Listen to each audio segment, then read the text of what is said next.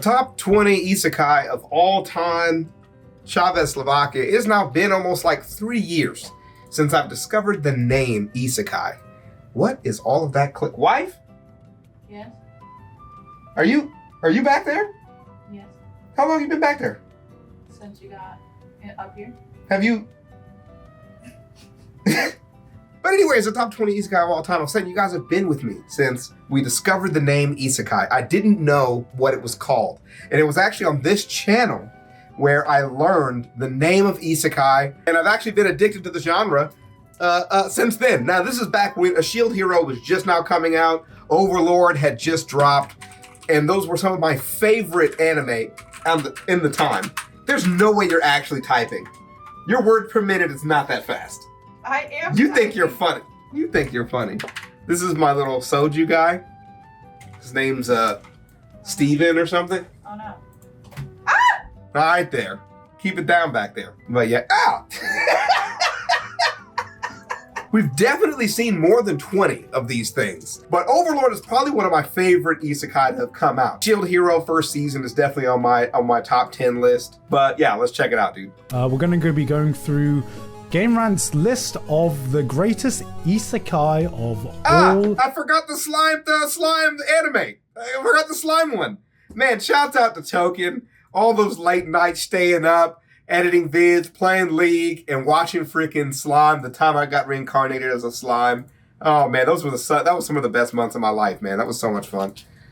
Time. I've never really thought about what the greatest isekai of all time is. They're all equally shit. Exactly. This is like getting super competitive over ranking like shows is, I feel like, something only shonen fans do the most. You don't see someone being like, oh, I kind of preferred Fruit Basket over Kaguya-sama as a romance, and nobody's losing their fucking mind over that, No, nobody's losing their mind over that. First up, we have Cautious Hero. The hero is overpowered but overly cautious. At number 28. Okay, I watched Cautious Hero. I enjoyed it. That anime is garbage. That's a garbage isekai. If you want a generic main character, generic storyline, it's got like generic fan service, like it doesn't do anything very well. If you're sick on a Saturday, turn it on and go to sleep. Wouldn't really write home about it. Fake isekai fan, bro. Number 27, Grimgar. This person actually knows their isekai because Grimgar, I think, was a pretty damn good isekai. Fire!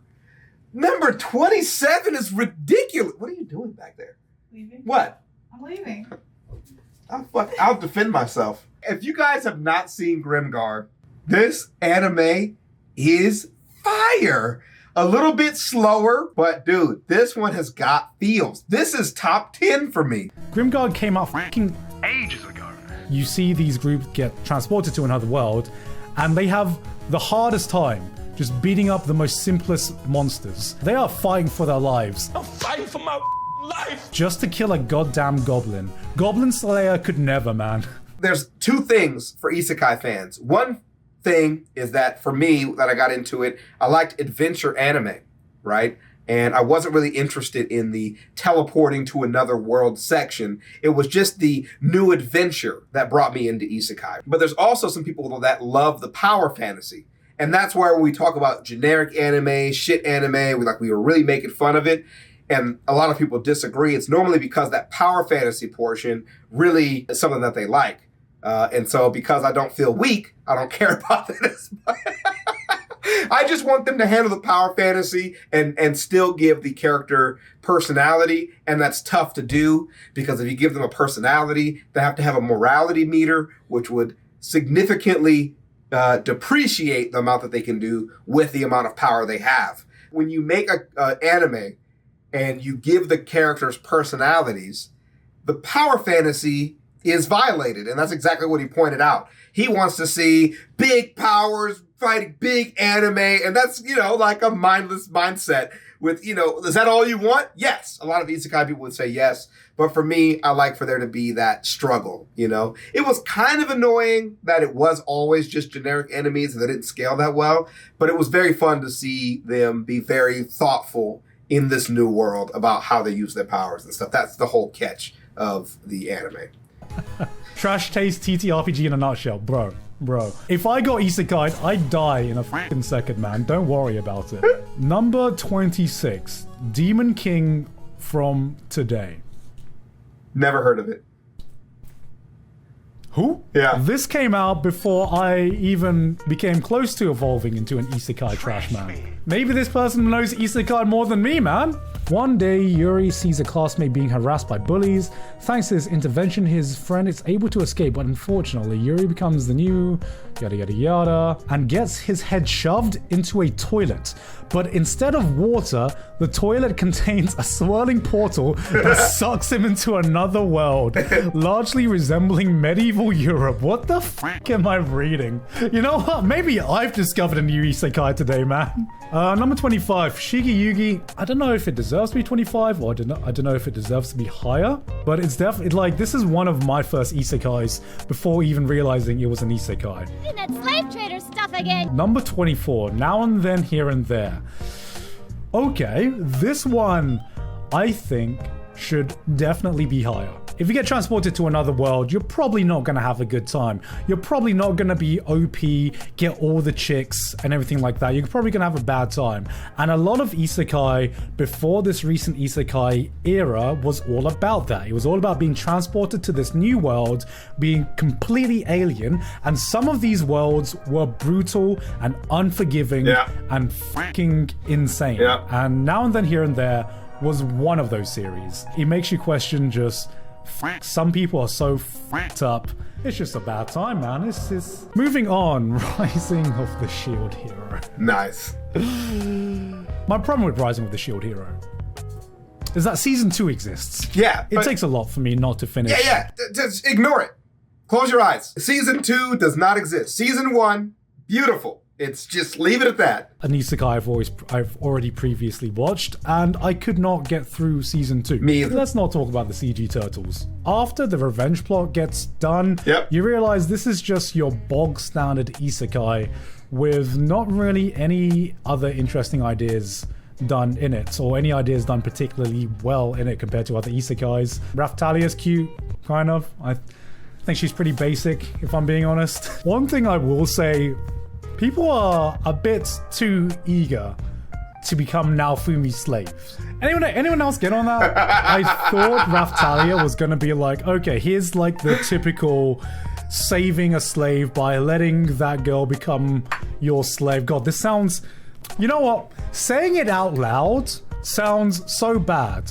Even though I'm just reciting what happened. It's almost as if slavery is a bad thing. Yeah. I would have criticism man. if I thought that Shield Hero was that deep. I don't really think it's that deep. It's not. I'm just gonna leave it at that.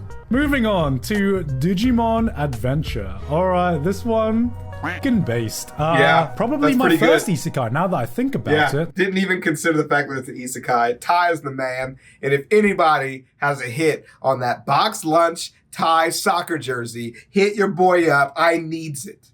Thinking about it, it really pioneered a lot, because not only was it the OG isekai, it was also the OG reverse isekai. One of my favorite arcs in the original Digimon was the reverse isekai arc. And when the Digimon all started to appear in the real world, I remember eating that shit up when I was a kid. That was like the coolest thing I'd ever seen in my life.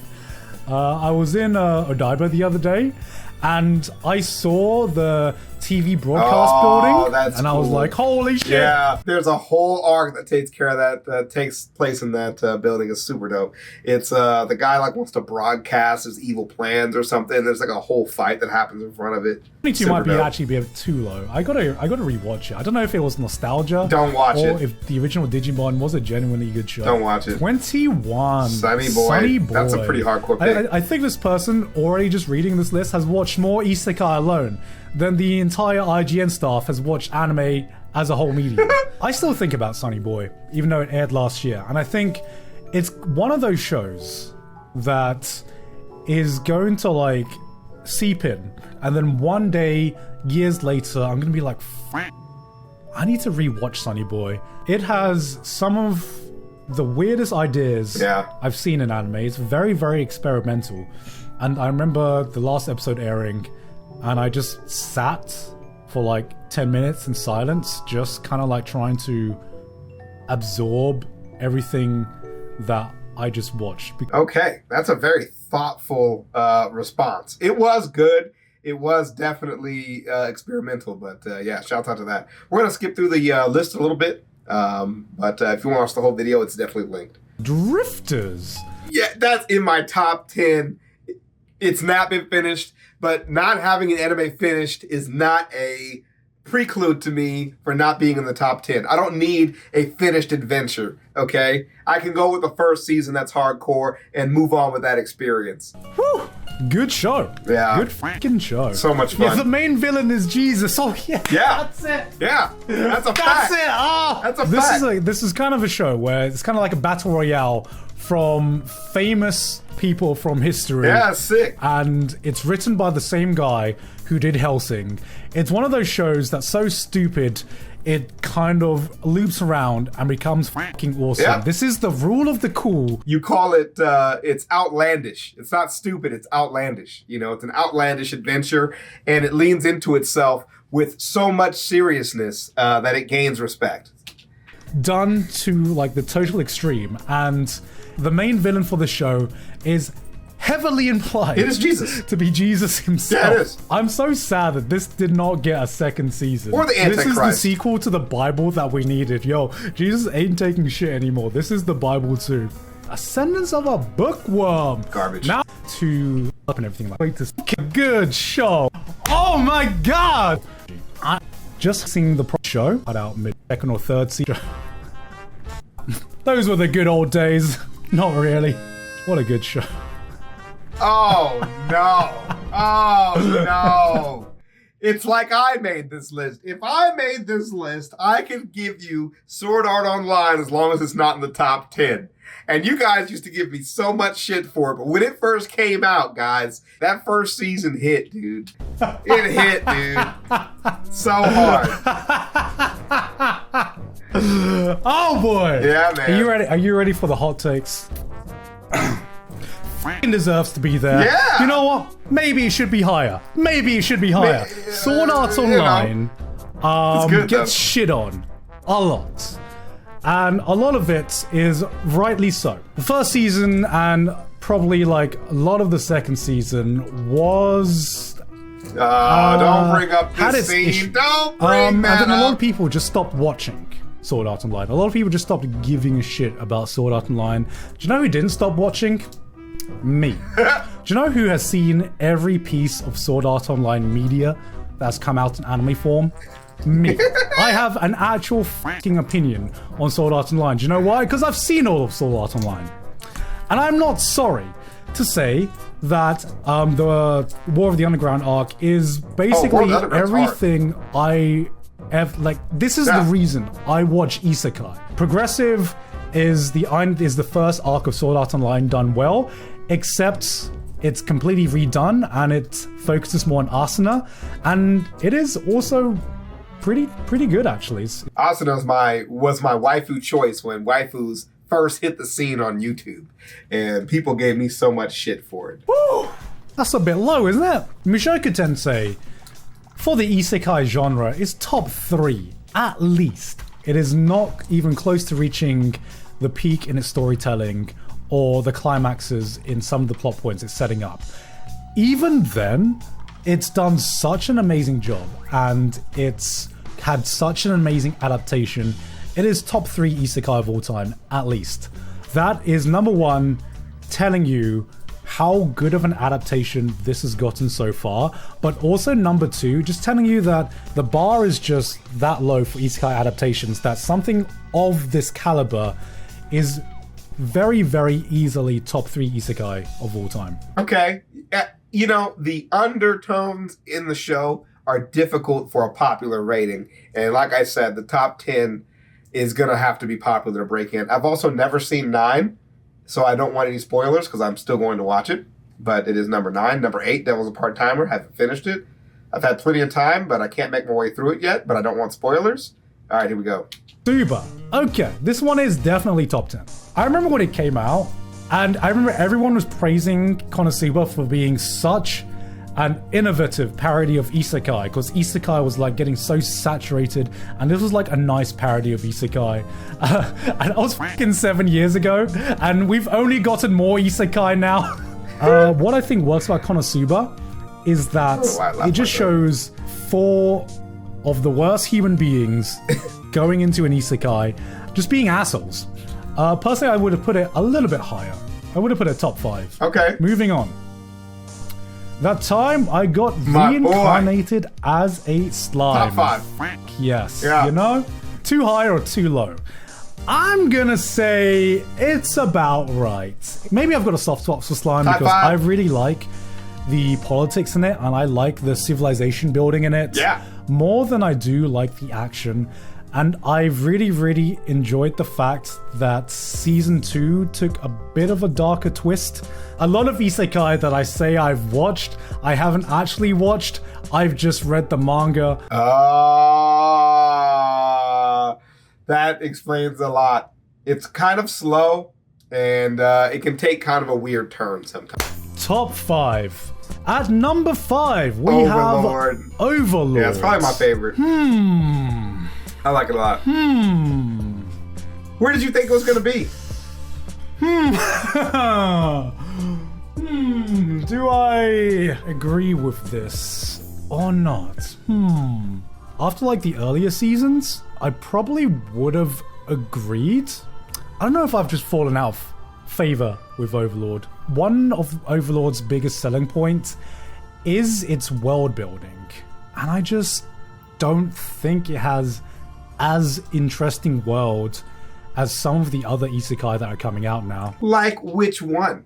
Name one. I just want Season 4. I just realized that maybe Overlord's not going to hit as hard as I want it to hit, because it always feels like I'm waiting for something like big to happen, and then something does happen, and I'm just like, maybe the next climax will be better. Maybe the next climax going to hit harder. Overlord for me has bone missing that oh shit moment. And that's why I think I would put Overlord a bit below. I'm not saying Overlord's bad. Maybe I'm just isekai'd out, because one of the big things is that when Overlord first came out in Season 1, it stood out a lot more than it did now. Moving on to Inuyasha. Was it even that good when it aired? Are we talking the anime? This guy's hater. If later seasons are a lot better, but even remembering Inuyasha as a kid, even though I still enjoyed it as a kid, I don't think it's top 10 isekai of all time. Okay, so with Inuyasha, it's kind of tough because again we get back to that whole popularity thing. Inuyasha was a phenomenon in at least the Vegas area, and I was in around middle school. Was it out already? Was it coming out? I don't know, but I remember being in middle school and girls were dressing up as Inuyasha and biting people, and that's before cosplay became cool. So they were risking life and limb. Sit Boy was being yelled in hallways. Kagome! Those jokes still hit to this day just because of that impact. So yeah, man. And like late night, Toonami anime era is where this is, and that nostalgia hits a lot of people very, very hard, dude. Moving on. No Game, No Life. That's appropriate, I think. Oh. Is there a second season? I've never seen it. Maybe there's just not enough good isekai to choose from, guys. No Game, No Life, in my opinion, is not the third best isekai of all time. It is nowhere near it's not number as 3 good as other isekai like Mushoku Tensei. But I remember finishing No Game, No Life. I remember thinking, damn, had a good time, not gonna remember much about what happened. It was a very interesting world where you have a world that is everything is resolved by games, and then you had the two main protagonists who just broke every game, and I was like, good, that was a good 13 episode ride. And then I'm waiting for Season 2, and then it didn't happen. The movie I actually enjoyed less than the TV series. I don't mind if you enjoyed the movies more than the TV series. Overlord for me. Log Horizon. God, this is another fucking Overlord for me, isn't I didn't even like Log Horizon. I didn't even like I really it. like season 1 of Log Horizon. I didn't like And it. I wanted more of Log Horizon when season 1 ended. Maybe I didn't. The big difference between Log Horizon and Overlord is I really liked some of like the climaxes in Log Horizon season 1, which stick with me. And I think Log Horizon season 1 had still some like really interesting ideas and stuff like that. Holy shit, thank you, guys up, man. And seeing the way the main character completely breaks the rules of the amazing it a little bit less the more seasons have gone on. There hasn't, like, nothing to me has touched season 1. Season 3, I'm not even gonna lie, I've not even finished season 3 yet. Don't worry about it, dude. He's talking about Overlord in relation to Log Horizon, but Log Horizon is a straight up revamp of Sword Art Online. That's what it's a revamp of. It leaves out the big plot points, but as far as the character design and the storytelling and the world building portion is from Sword Art Online. Like it's a 1-for-1 steal, and they just try to put more of like an anime spin on it rather than like how the main character in Sword Art Online was an asshole and people didn't like.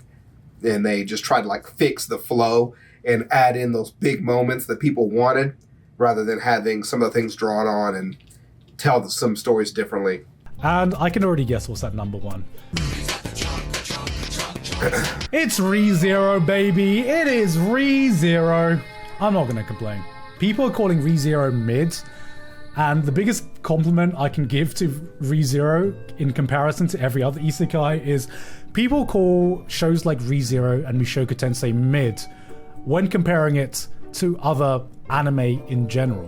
When an isekai gets good enough to be compared outside of the genre of isekai, that's how you know you have a good f***ing show. Season 1 had more holy shit things happening, but I came out of it thinking like, I don't think I'm emotionally invested in ReZero. Yeah. And then I watched season 2, and I came out of that being emotionally invested. Really? I didn't really think about the world building in ReZero until season 2 came about as well. I think it's like the best kind of combination between things we are familiar with in the fantasy genre while doing its own kind of thing in its power structures and different spells. After finishing this list, I gotta say, not a lot of good isekai, is there? Yeah, I think this is something that we should revisit with like a different genre, maybe. ReZero 2, I don't know if you guys were around when we did the live reaction with my brother. It's literally one of the only live reactions we've ever done. I knew it was going to be number 1 after I didn't see it lower on the list. It definitely was expected for me. And, you know, ReZero for me, man, it's just all the big moments were just like, oh, brother. That's kind of just how it hit. But I did really enjoy when they hunted that big whale. That was a lot of fun. But the one thing, and I try to avoid talking about it, but the real reason why I couldn't get invested in ReZero is because it's a Groundhog Day scenario. And that is actually the one thing that I hate in media. I can watch all kinds and have open minds about all kinds of things, given the fact that I like isekai. But my one line is Groundhog Day. And because of that, it was a very painful show to just watch for me. Let me know how you guys feel about it, though. That was a lot of fun for me. I'll see you guys in the next one. Have a good time. Peace.